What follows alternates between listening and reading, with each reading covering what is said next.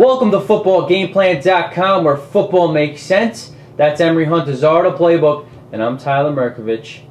And we're bringing you an AFC South matchup between the on-fire Tennessee Titans against the undefeated Indianapolis Colts.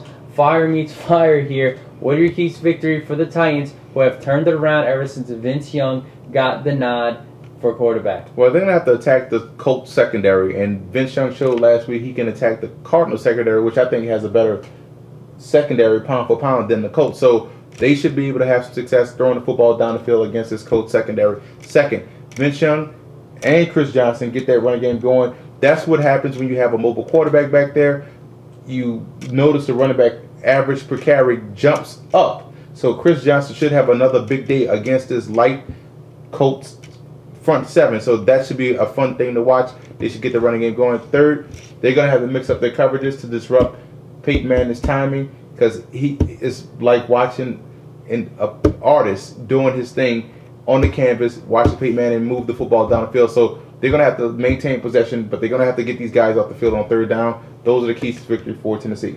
And the first time these two teams met, it was ugly. The Colts threw all over them, but that was a banged-up secondary. They're coming around. They've learned life without Albert Haynesworth, that defensive line, and their coordinator has found ways to get some pressure on the quarterback. What are your keys to victory, though, for the Colts, who have Marlon Jackson out, and they're starting two rookie cornerbacks, and they are still one of the best, fastest, undersized defenses in the league? Well, one thing about being fast, you're going to get out of your lanes. You're going to lose gap control. So they have to maintain gap control, because Chris Johnson is faster than the entire defense, and if he finds an open gap, he's gone. So they have to maintain gap control, stay where you're supposed to be, play your gap, play your duty, keep your eyes on your luggage, don't try to get out of hand, and they should have some success stopping the run. Second, defensively, they're going to really have to turn up the pressure on Vince Young, blitz Vince Young, make him get the ball in his hands quicker.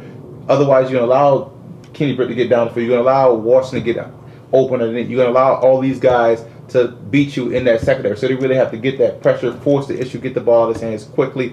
Third, they're really going to have to stay home, and they're going to have to get that running game going against the Titans.